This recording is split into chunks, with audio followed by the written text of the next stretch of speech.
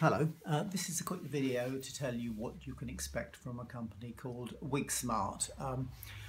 I had chemotherapy, lost all of my hair. I play in a band, so I needed some hair to tide me over, and I went online and one of the wig searches for men's wig that popped up was WIGSMART. You go on their site. The site address is wigsmart.co.uk, so ordinary people I think would assume from that it's a company that operates from the UK. That in fact is wrong, and I'll tell you more about that later. Anyway, so I go online, I see roughly what I'm looking for, so I'm just showing you that photo there. I wanted a darker colour so it was more sort of versatile for rocky sort of things. So I chose that, which as you can see is a dark brown. If you look again at the length there, you can see that it's sort of shoulder length, and the description on the site there describes the hair length as being 10 inches. So I placed my order, not realising that in fact it's a company outside the UK. The wig took about 3 weeks to arrive, which I assumed was in relation to manufacturing time, because the information on the site insists that it's quality stuff you're getting. Well, in short, and to cut to the chase, it's not, I wouldn't say it's quality, but anyway, you judge for yourself. This is what arrived.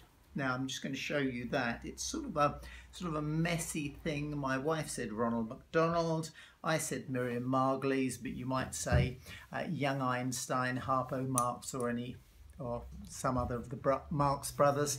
Have a look again at the picture on the site and judge for yourself. I'll just give you a few seconds to have a look at that and decide for yourself. The actual length of the hair on this wig is about 7 inches long, so that's about 3 inches shorter than I was expecting, and to my mind it looks substantially different. In particular, this looks extremely grey, it looks loose, curly, messy, and it's too short. So I immediately email them and say I'm not happy with this, and I reject it. I get an email back saying very sorry, tell us what's wrong and send us some photographs. So I send them some photographs by email, and then I get a sort of bargaining starts. They want to supply me with a replacement of my choice, but by that time I'm sort of a bit uneasy about this, and when I check the email address that they're emailing from, I find that it is this, safelypayment@gmail.com. That's not gmail.co.uk. I then check the dispatch address on the packaging and find that it's a freight forwarders in West London. I'm in North London. There's a phone number on the packaging, but that's a false number. It doesn't work. When I check the inside of the packaging on the box, there's absolutely nothing identifying WIGSMART. There is no invoice. There are no shipping details. There's nothing about any customs or duties, VAT or anything having been paid on it.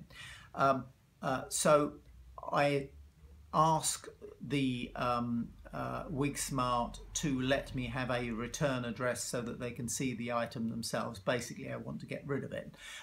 So they come back to me and say I can't return it to them, I have to return it to the factory. Naturally I say, well, I'm not going to return it to the factory in China. That's when I learn really that it's a Chinese manufactured item. But despite several emails of insistence, they don't give me any UK address, and I've established that the freight forwarding address from West London is not a return address, because the freight forwarders there claim never to have heard of WIGSMART. So long and short of the matter is I'm dealing with somebody outside the UK, possibly in China, but somebody who doesn't want to disclose their address. Now, I suspect that there are many other companies selling consumer product who are hiding where they're actually operating from and are simply using the internet as a means of selling stuff into the EU, specifically into the UK, but I suspect it's also the same for the US as well. The long and short of the matter is that you have no real comeback if there's anything wrong, and really what I'm telling people is the people behind WIGSMART don't seem to be operating in a consumer-friendly way. They don't seem to be selling product in accordance with what is advertised, and they don't want to disclose where they're operating from, so you can't really have any effective recourse against them. So there you go. This is just a quick review of this company or this trading entity.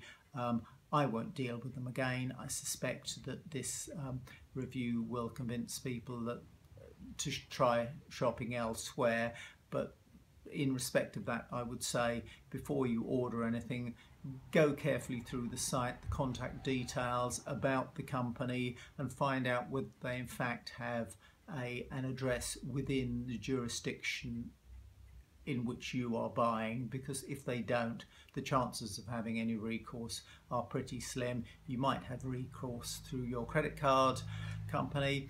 A lot of these Chinese companies won't accept PayPal. PayPal has its obviously has its dispute resolution procedures, which are not totally satisfactory, but they are something at least. So anyway, if you would bear that in mind, it may help you not to make the same mistake that I made. Be cautious online, try and establish who you're dealing with, and wherever possible use credit card or use PayPal. Okay, thanks very much. I hope that helps somebody.